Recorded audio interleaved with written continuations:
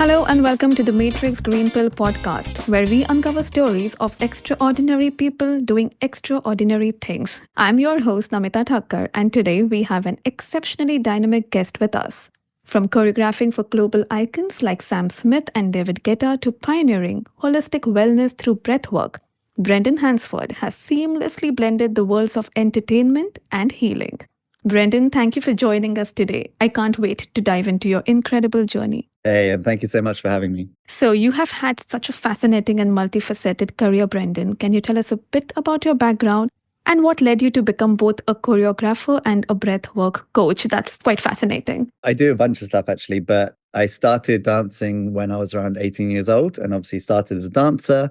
Did that for about 10 years, got to work on some amazing things. And then around the age of 30, switched over to be a choreographer. And I still say to this day, that's kind of where my career started. And I got to work with, like you said, Sam Smith, David Guetta, BB Rexa, Rod Stewart, Rick Ashley. So there were so many amazing artists, along with a ton of brands. So I was working pretty solid as a choreographer and absolutely loved it. But I'm also actually a film director and a creative director for events. So I do a lot of kind of creative things, shall we say. Amazing. Wearing multiple hats. Breathwork kind of came out of left field for me. I'd go back nearly 2 years now, and let's say I was in a relatively toxic situation, didn't really see a way out, and decided to take a trip to Bali, as everybody does, right? Absolutely. Bali love. I'm going to go and try everything I can find. There was a lot of stuff I tried, which a lot of it I didn't really sit with me, but breathwork and sound healing did. So following that trip, I got back to Dubai and I went on a bit of a deep dive into breathwork, trying to understand it, trying to understand the science and the kind of logical side behind it. Next thing you know, I trained up and did a course and became a qualified breath instructor. Started working with a company on this, just all on the side. So I'm still doing my creative direction, my film direction, dance choreography, and I'm also a videographer, photographer, video sound, and Oh my God. Wow. photo edit. So I do a lot of editing. Sound editing being the important part here. And then at some point during, working for this other company, I wanted to do my own thing. So I created something called IMD Breathwork, which stands for immersive multidimensional breathwork. In short, it's immersive because we make people wear eye masks and headphones, long sound journeys that involve a lot of beats, a lot of frequencies, coaching, subliminal messaging, some amazing, amazing music as a soundtrack. Completely all original and then completely exclusive to my company. And you could partner that with some ancient breathing techniques. And it's definitely a ride, but the whole point is healing. Amazing. So we specialize in helping people shift their emotional blocks and dealing with their past traumas. And I think up till now, if you look on Google, we've got 170 5-star reviews. Wow. All happened in the last 6 months. The 5-star reviews are flying in, all pretty much every single one of them saying that their life is transformed and they've changed and it's been the best experience of their life. And it's hard to explain, but I feel amazing, all these incredible things. So very, very quickly, this little thing I started as a side hustle at the beginning of last year, in January last year, IMD has very, very quickly grown into an international business. Well, when I say business, I mean international healing modality, because we now have 15 instructors around the world in 15 different cities, and it's growing every week. We're taking on new instructors every week and helping as many people as possible around the world. So yes, I'm still a creative. I've also realized the potential in what I've created here in breathwork, and my focus has definitely shifted onto this and helping as many people as possible around the world. Amazing. Such a fascinating journey indeed. I'm very inquisitive to know more about the breathwork technique that you apply in general, just to know a bit more about that. But before that, I have one question for you. You mentioned some great names, some incredible artists. Now, if I have to ask you, what has been your most memorable project and what made it stand out? What would it be? I was working on the Dancing with a Stranger video with Sam Smith, the lovely, lovely guy. We were just laughing the whole time. And I just remember being outside in this mansion in the middle of nowhere, like in the forest in the UK. I'm sat outside in the rain underneath this kind of tent thing,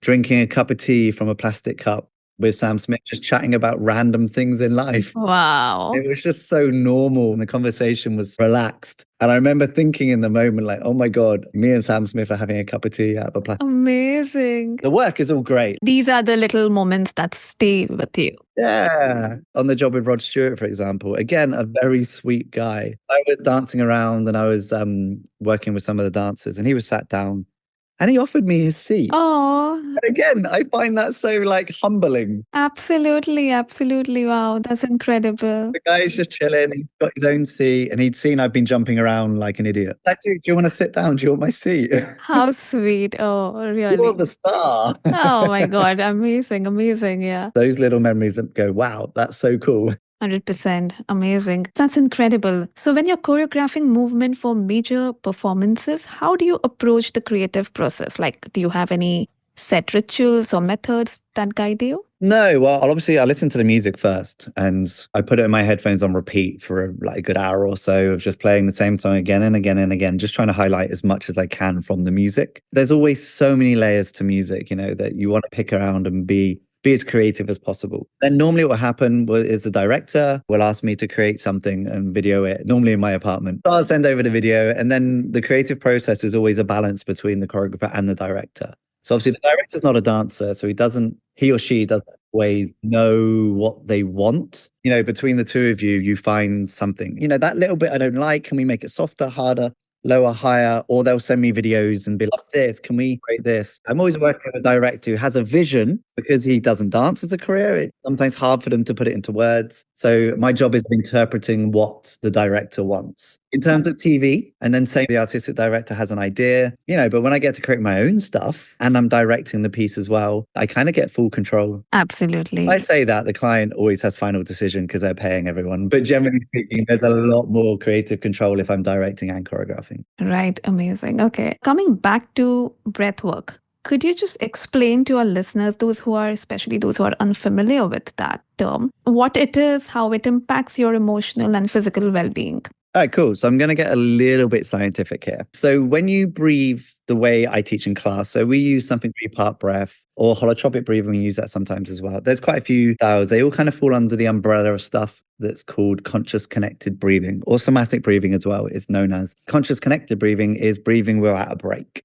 So when you breathe naturally, you breathe in, you breathe out, there's a pause in between each breath. You do it without thinking. Your autonomic nervous system just takes over and does it for you. A massive amount of the population have never actually actively breathed, controlled their breath on a prolonged scale. Maybe they've taken a deep breath in, or, learning to control your breath and actively use your diaphragm and intercostal muscles so the intercostal muscles are between your ribcage, the diaphragm's at the bottom of your ribcage, actively working them like a muscle. Not a lot of people have done that. When they come to my class, we will introduce the class, IMD. Mm-hmm. Then we teach them the 3-part breath. 3-part breath, you breathe into the belly, you breathe into the chest, and you let it go without any effort. And it's like a constant circle. So if you can imagine the belly going out, the chest going out, you let out, and it kind of drops down to the belly again, and it comes back up. So it's a constant connected circle. So when you breathe this way and you breathe rapidly, i.e. fast, it's hyperventilation basically is the actual official term. But when you breathe rapidly, you off-gas CO2 really fast from the body. Your body, CO2 is a waste product from the body. So when you off-gas really fast, the body can't create CO2 fast enough. So suddenly you have a CO2 deficiency. Your levels of CO2 lower in the blood. Now there's a protein called the hemoglobin protein, which is what carries the oxygen around the body and lets go of the oxygen. So when the hemoglobin protein has enough CO2 in the blood, it openly lets go of oxygen. So it gives you lots of oxygen to your muscles, tissues, brain, whatever. So having a high CO2 tolerance is great. Always saying when you breathe slower, it sounds counterproductive, but without enough CO2 in your blood, the oxygen won't be released. Right. By breathing slower, your body produces more CO2 and it's allowed to go into the blood. And then suddenly you're releasing more oxygen. So this is where a lot of people mess up. They think if they breathe fast, they'll get more oxygen. So the counter to that is, yes, you are taking in more oxygen, but without CO2 in the blood to basically tickle the hemoglobin protein to let go of the oxygen, your body is releasing less oxygen. So this is something called vasoconstriction. So when we're breathing, going back to the breath work, now that we're breathing rapidly in the breath work, vasoconstriction or vasoconstriction, depending if you're English or American. So the red blood cells constrict. It's releasing less oxygen around the body, a lack of oxygen getting to the tissues in the brain. When the brain is getting a lack of oxygen, it's called hypocapnia. There's hypercapnia, which is the opposite, getting too much oxygen, and there's hypocapnia, which is a lack of oxygen. So the way the brain deals with this is it wants to protect its hard drive. So it diverts all the oxygen away from your prefrontal cortex, your logical brain, and sends it all to the big system where your amygdala and hippocampus is. So your kind of hard drive and your monkey brain, right? The logical brain assesses risk every day. It's the part that says you can't do that because 20 years ago something happened and you're traumatized. Kind of monitors your behavior throughout the day, right? It's the part you want to shut up sometimes. Correct. Absolutely. All the time. The oxygen to that part of the brain goes down. So suddenly that part of the brain goes quiet. And now you're getting a load of oxygen to the limbic system, which I always say in class lights up like a Christmas tree. All of these memories and emotions can just come up without the prefrontal cortex getting in the way. In the same time, your body releases dopamine and serotonin pretty quickly into breath work. And if you keep breathing and you push through the discomfort, because it can get physically uncomfortable and thinks there's something wrong with your body. So it starts to be something called DMT. DMT is known as like the miracle molecule, it's some people call it. It's found in a lot of plant-based substances, should we say. You're in this state of breathing, you're pushing through the difficult, your brain is accessing the limbic system with all your memories and emotions, and you're releasing a substance that will help you go into your kind of subconscious a lot deeper. For me, breathwork is incredible. You just can't go with anything. Like I said, a lot of people come out feeling absolutely transformed. Some people not remembering a thing. And then we hear from them next week going, oh my God, I'm not stressed. I have no anxiety. I'm not being triggered by my wife or my husband or my kids. And something as basic as breathing, which we all take it for granted, right? Like, okay, what could be wrong with that? Of course, I'm breathing. But of course, if you follow this certain technique, well, you have no idea how it could impact your overall well-being. Oh, it's crazy. Obviously, on the yogic side, the yogic breaths, I always say this wrong, but the yogic breaths, they all focus on slowing down. Now, the great thing about slowing down your breath, like I said at the beginning, is you'll get more oxygen. That's the relaxing breath that activates your parasympathetic nervous system, for example. Whereas in my class, we do more transformative breathing. It does the opposite. It pushes you those areas that you need to deal with, and it allows you to rise. And because your prefrontal cortex is disengaged at the moment, it's not there to get scarred by it. So you're actually rewiring memories in the moment. Not saying that your trauma is going to disappear, and the memory definitely doesn't disappear. That's not a thing. What it does is it rewires your reaction. So that's what trauma is. Trauma is a reaction to a memory. Okay, so from choreography to breathwork, fascinating shift. What inspired you to explore this side of things and, explore this whole holistic wellness or start this IMD Breathwork? I was in a very toxic situation. My stress was ridiculous. And for me, the kicker was I ended up in hospital with what the doctor called a phantom heart attack. I'm 41 now. I was 39, 40 at the time. My family have a history of heart problems. So for me, it was a massive wake-up call. I had to get out of that situation as quick as possible. If it wasn't for breath work, I would probably still be in that situation. I know me. I would have clung on the very, very, very, very end until I'm an absolute mess. Ending up in hospital, having all these tests and feeling absolutely scared. You get shooting pains down your arm and tightness in the chest and genuinely think you're having a heart attack. It's scary. Your brain thinks you're having a heart attack. So it gives symptoms, right? Me being me, I remember the doctor afterwards said, he goes, whatever's causing you the stress in your life, you need to get rid of it. After that, life just improved dramatically after that. I've never been happier, honestly. It's crazy. Amazing. But yeah, with stress and anxiety being so common today, are there any simple breathing techniques our listeners can practice daily to maybe feel more grounded?